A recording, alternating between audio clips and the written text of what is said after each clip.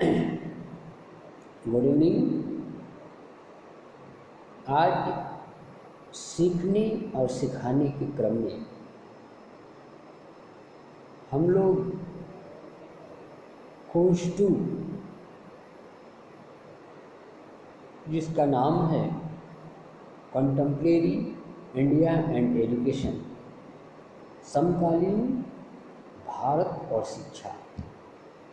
अगर भारत में शिक्षा की ऐतिहासिक पृष्ठभूमि को अगर हमें समझना है तो प्राचीन काल से लेकर आधुनिक समय तक की धाराओं को हमें देखना पड़ेगा।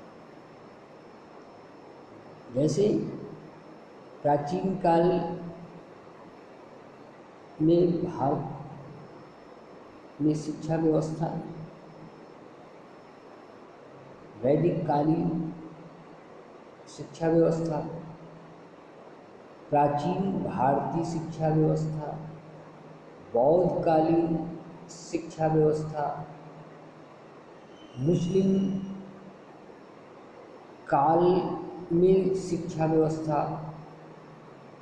यूरोपियन मिशनरियों द्वारा शिक्षा और शिक्षा की प्रारंभिक कार्य, इंग्लिश ईस्ट इंडिया कंपनी के प्रारंभिक शिक्षा और शिक्षा के कार्य के संदर्भों को हमें जानना पड़ेगा। इसका भी एक आधार ये है भारत के संदर्भ में 1947 के बाद का भारत और शिक्षा और एक 1947 एक पहले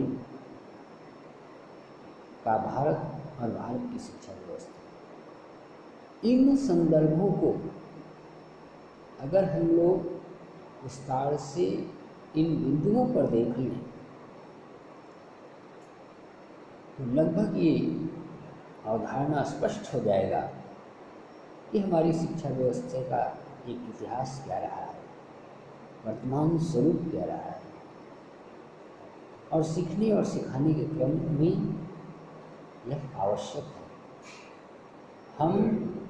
हम अपने संदर्भों को संक्षेप में समझने के लिए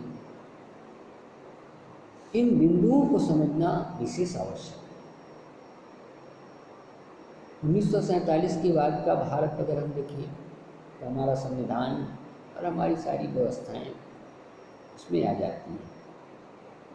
कहा जाता है कि भारत में शिक्षा व्यवस्था को समझने के लिए अगर हम इन्हें 2 भागों में कर दें तो इसके बेहतर स्वरूप को हम समझ सकते हैं।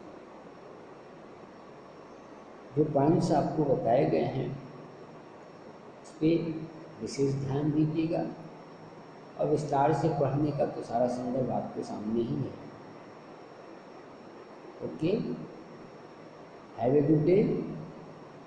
Thank you.